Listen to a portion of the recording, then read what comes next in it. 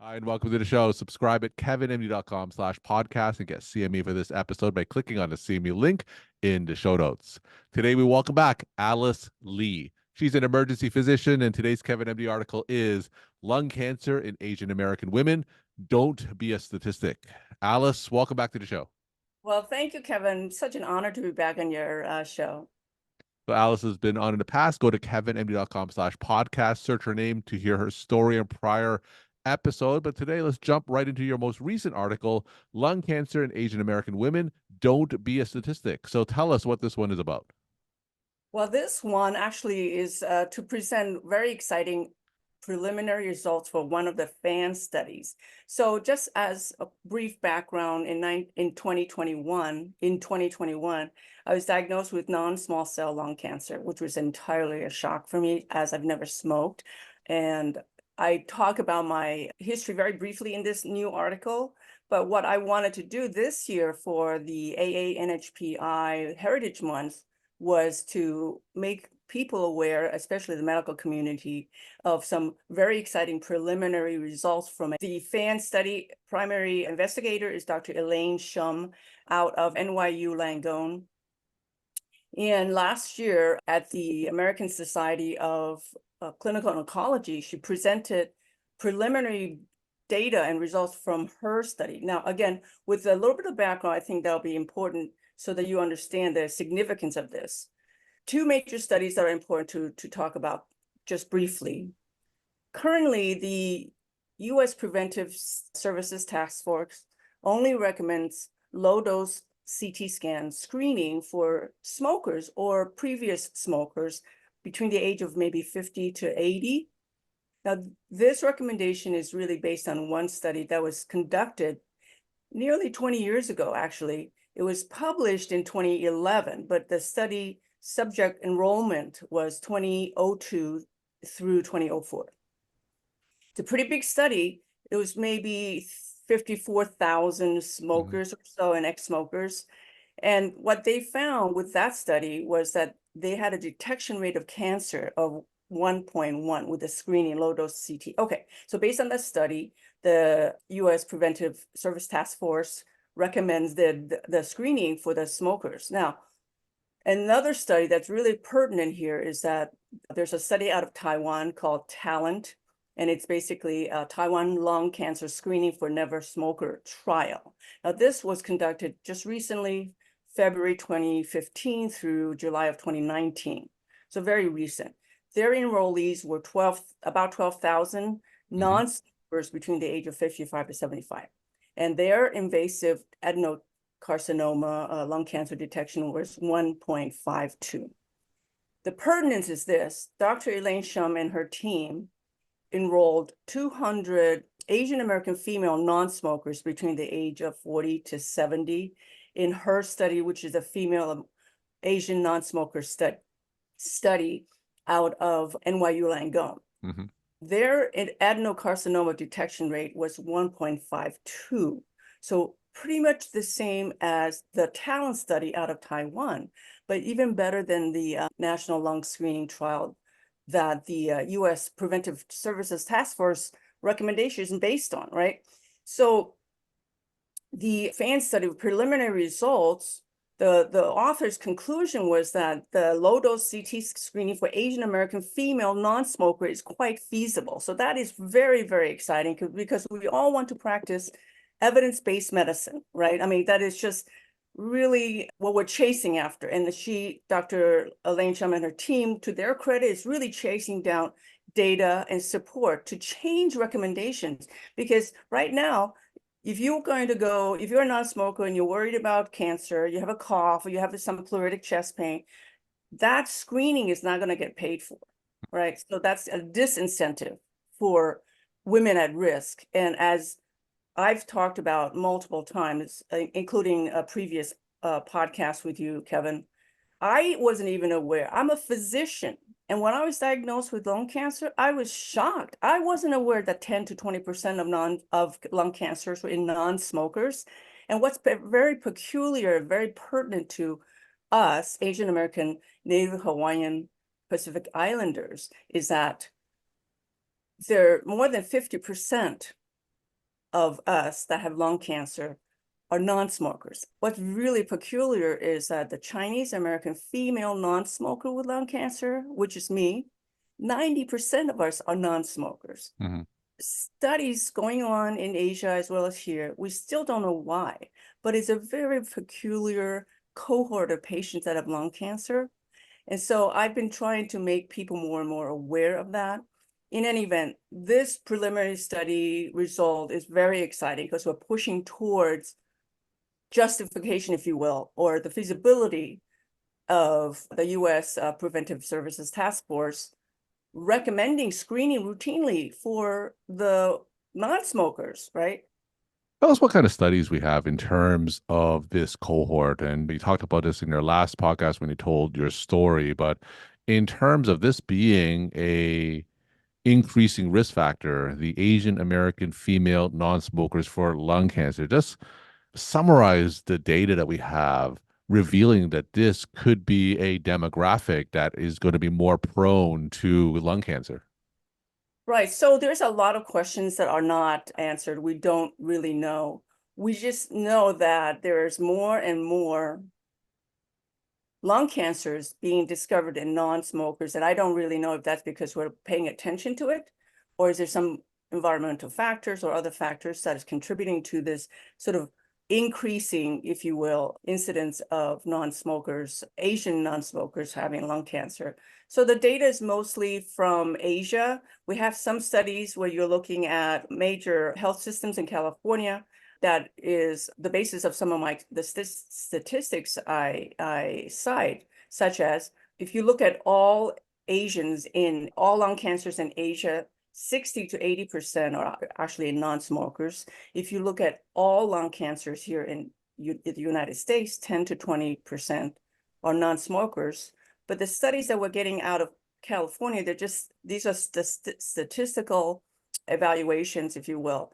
If you look at some of the major, like a Sutton Healthcare and Kaiser Healthcare, they're really showing, the data shows that AANHPI population has a disproportionate number or percentage of non-smokers that are in the cancer, that have lung cancer. So like I said earlier, the Chinese American non-smoker female, 90% are non-smokers. But if you look at, let's say, Korean or Japanese Americans, they're lower, more in the 20, 30, or 40 range in terms of non-smokers.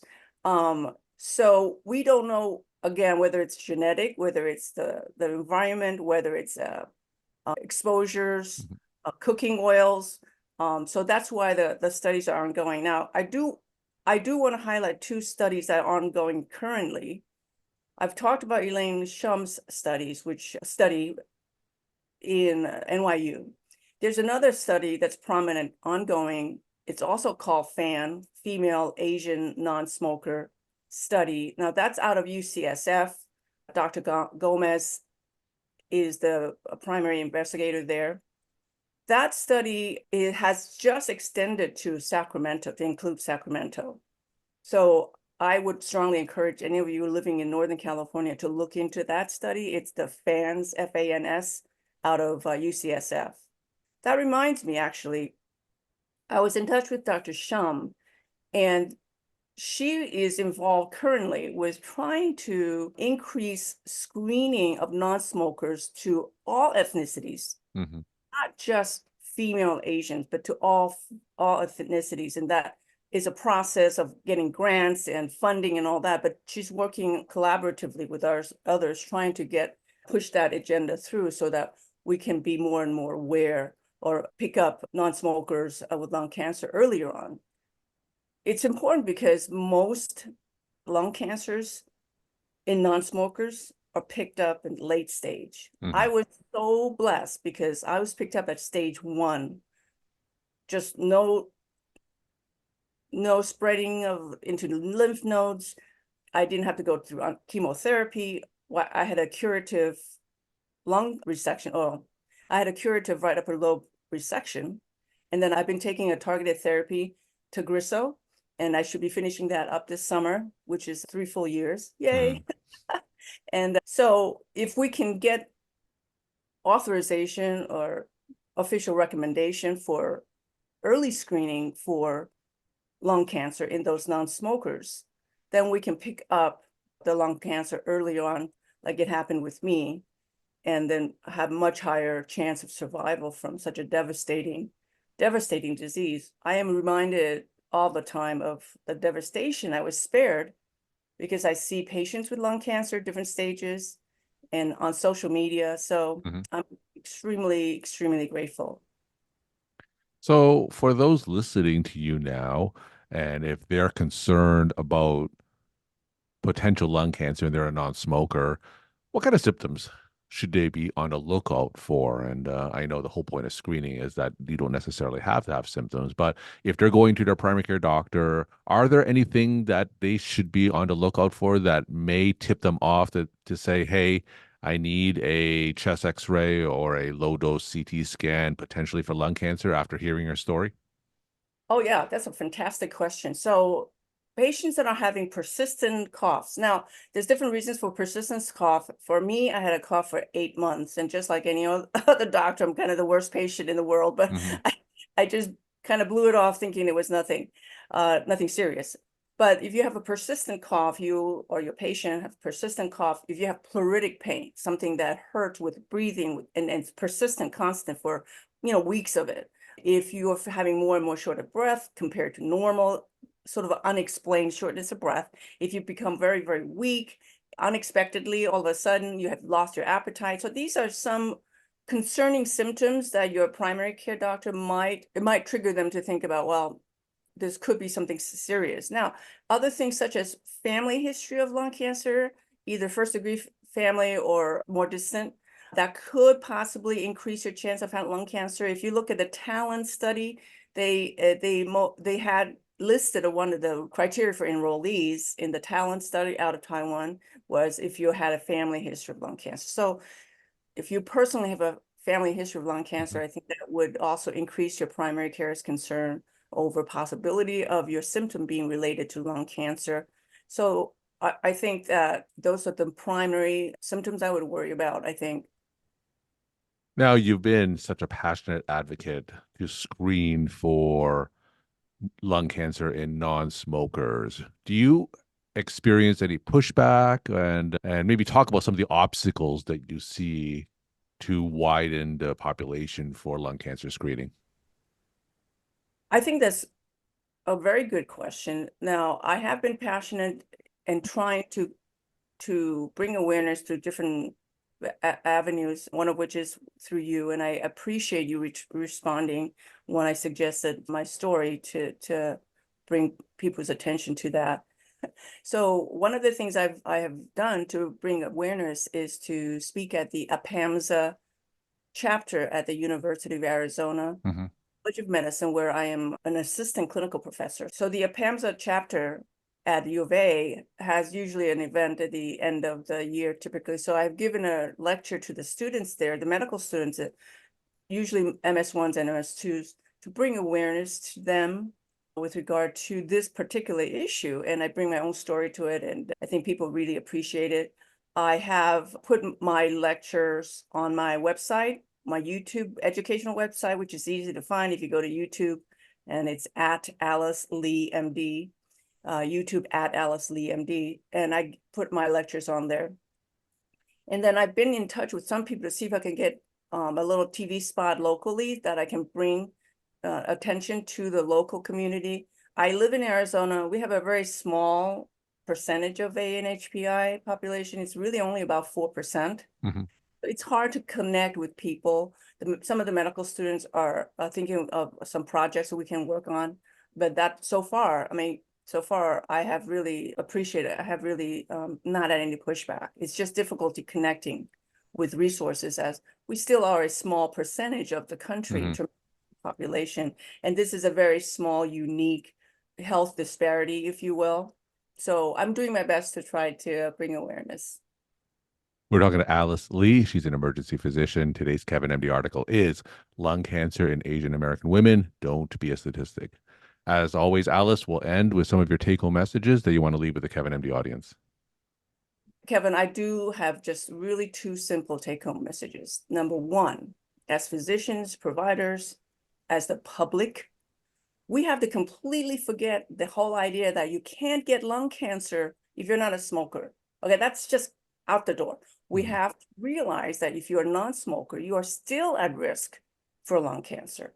So especially AA and HPI right now, for me personally, it's a very, very high risk group. Number two, please, please do what you can to bring awareness. I am absolutely sure you know somebody in the AA and HPI group. It could be in your family, it could be your fellow students, it could be friends you party with. I'm 100% sure you have friends in the AA and HPI. So please make them aware without scaring them, obviously, but be aware, make them aware, and help Dr. Shum and Dr. Gomez with the FAN studies, one out of NYU Langone, one out of UCSF, and one, please help Dr. Shum. She is the lead investigator for the FAN study out of NYU Langone. Dr. Gomez is the lead investigator out of the FAN study out of the UCSF. Please, that's my second take-home point. Please try and encourage others to enroll in these studies. Therefore, we can bring more and more evidence and data to support routine screening, especially in the AA and HPI population. Alice, thank you so much for sharing again your perspective and insight. Thanks again for coming back on the show. Thank you so much, Kim.